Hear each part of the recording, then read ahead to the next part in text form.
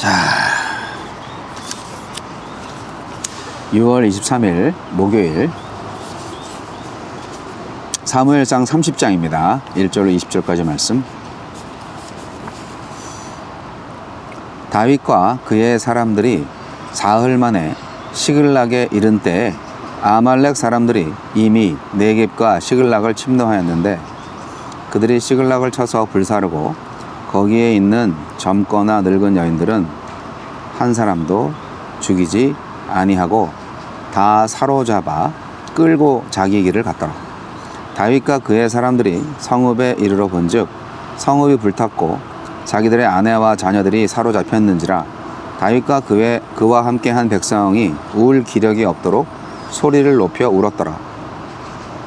다윗의 두 아내 이스라엘 여인 아히노암과 갈멜 사람 나발의 아내였던 아비가일도 사로잡혔더라. 백성들이 자녀들 때문에 마음이 슬퍼서 다윗을 돌로 치자 하니 다윗이 크게 다급하였으나 그의 하나님 여호와를 힘입고 용기를 얻었더라.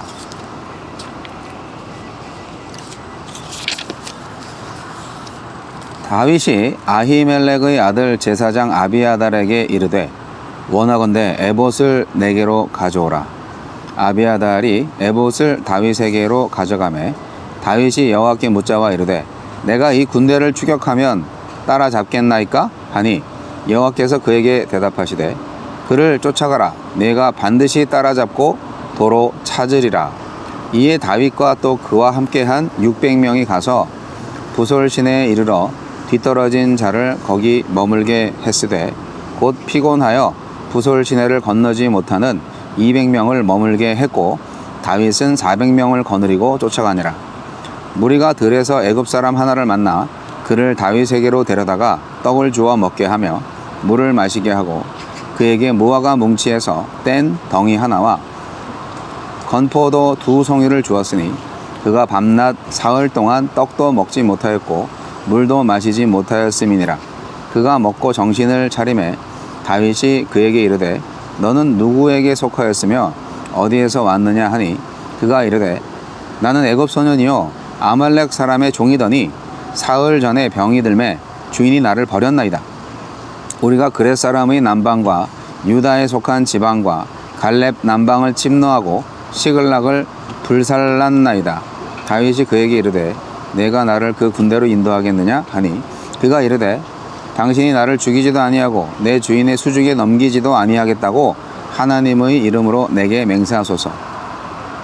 그리하면 내가 당신을 그 군대로 인도하리이다 하니라. 그가 다윗을 인도하여 내려가니 그들이 온 땅에 편만하여 블레셋 사람들의 땅과 유다 땅에서 크게 약탈하였으므로 말미암아 먹고 마시며 춤추는지라. 다윗이 새벽부터 이튿날 저물 때까지 그들을 치매 낙타를 타고 도망한 소년 400명 외에는 피한 사람이 없더라. 다윗이 아말렉 사람들이 빼앗아 갔던 모든 것을 도로 찾고 그의 두 아내를 구원하였고 그들이 약탈하였던 것 곧 무리의 자녀들이나 빼앗겼던 것은 크고 작은 것을 막론하고 아무것도 잃은 것이 없이 모두 다윗이 도로 찾아왔고 다윗이 또 양떼와 소떼를 다 되찾았더니 무리가 그 가축들을 앞에 몰고 가며 이르되 이는 다윗의 전리품이라 하였더라.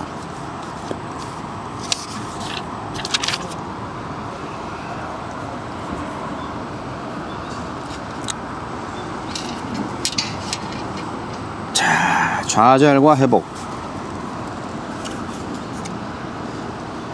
위기를 지나니 또 다른 위기가 찾아옵니다. 아말렉이 시글락을 습격해서 다윗과 그의 백성의 가족들을 잡아갔습니다. 하지만 다윗은 하나님을 힘입어 모든 것을 회복합니다. 하나님은 어떤 분입니까? 위기의 순간에 하나님을 믿고 의지하는 사람을 도와주십니다. 하나님은 위기의 순간에 하나님을 찾은 다윗에게 빼앗긴 모든 것을 되찾게 해주겠다고 약속하셨습니다. 그리고 길을 안내할 애굽 소년을 만나게 하셨고 약속대로 아말렉 사람들을 물리치고 가족과 가축을 되찾게 하셨습니다. 우리에게 주시는 교훈은 무엇입니까? 다윗은 이스라엘 백성과 싸워야 할 형편에서 극적으로 벗어났으나 더 큰 위기와 시련이 그를 기다리고 있었습니다. 다윗과 그의 군대가 시글락을 비운 사이 아말렉이 쳐들어와서 성에 불을 지르고 이스라엘 사람들을 모두 끌어갔습니다. 게다가 가족을 잃은 군사들이 다윗을 원망하며 돌로 치려고 했습니다. 크게 다급한 그 순간 다윗은 하나님을 더욱 의지했고 하나님께 물었습니다. 심히 다급할 때 신접한 여인을 찾아간 사울과 대조되는 모습이었습니다. 사울이 신접한 여인을 통해 절망적인 예언을 들은 것과 반대로 다윗은 하나님에게서 희망의 약속을 받았습니다. 갑작스럽게 다급한 상황을 맞닥뜨릴 때 즉시 하나님을 찾읍시다. 다윗은 피곤해 지친 부하 200명은 부솔 시내에 머무르도록 했습니다. 승리를 위해 군사들에게 금식을 명하고 그들을 더욱 피곤하게 했던 사울과 달랐습니다. 아무리 옳고 훌륭한 일을 하더라도 사람을 도구나 기계처럼 대해선 안 됩니다. 특히 교회 공동체는 효율성의 우상을 섬기는 세상에서 지친 이들이 안식할 수 있는 곳이어야 합니다. 다윗은 포로로 끌려간 가족을 되찾으러 가는 급박한 순간에도 쓰러져 있는 소년을 돌보아 주었습니다. 그가 아말렉 사람의 종이었으며 시글락을 칠 때 함께 있었던 사실을 몰랐지만 병들고 굶주린 사람을 그냥 지나치지 않았습니다. 오직 목표를 향해 돌진하느라 곁에서 생명의 불씨가 쓰러져 가는 줄도 모르는 비참한 시대를 사는 우리에게 필요한 자세입니다. 속도를 줄이고 잠시 멈춰서 쓰러진 사람을 일으키는 사람이 진정한 하느님의 사람 아닐까요? 주여, 절망 가운데 함께 하시고 인도하셔서 마침내 절망을 소망으로 바꾸시는 신실하신 하나님 감사합니다. 자,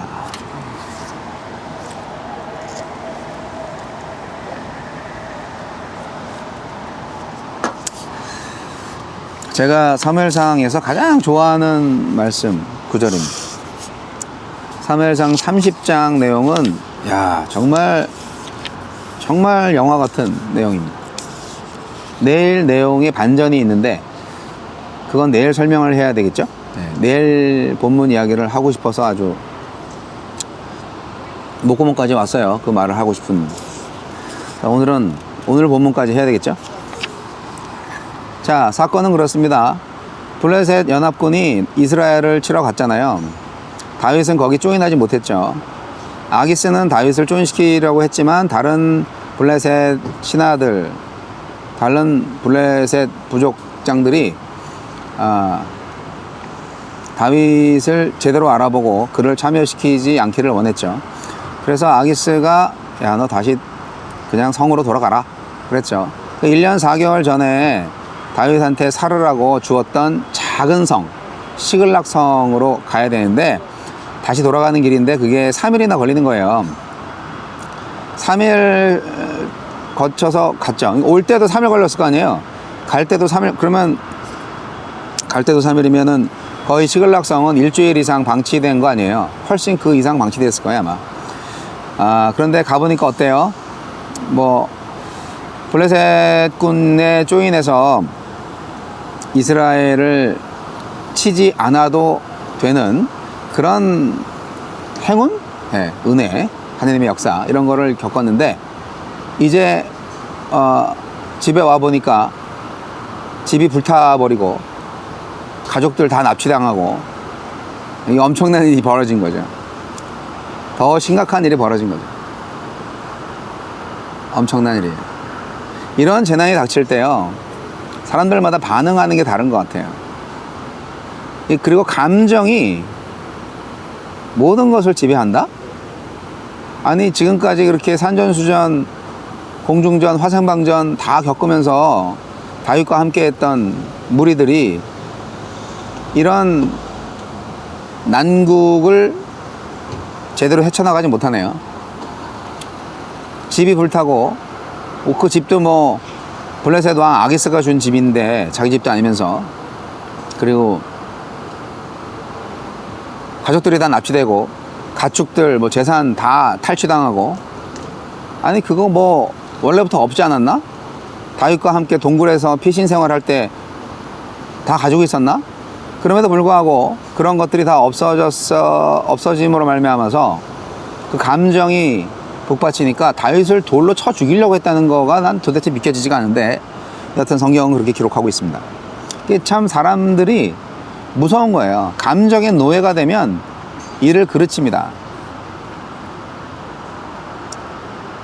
감정의 노예가 되면 안 돼요. 물론 항상 이성적으로만 살으라는 것도 아니에요. 하나님께서 감정을 허락하셨기 때문에 감정대로 또 반응하는 것도 필요합니다. 그러나 절제할 줄도 알아야죠. 그렇죠? 네. 사울은 블레셋과의 전쟁을 합니다. 사울은 하나님한테 버림을 당했죠. 근데 끝까지 하나님을 의지하지 않습니다. 사울은. 그래서 버림을 당하는 겁니다. 다윗은 어때요? 시글락성에 있는 1년 4개월 동안 하나님하고 대화를 별로 안 한 것 같아요. 예.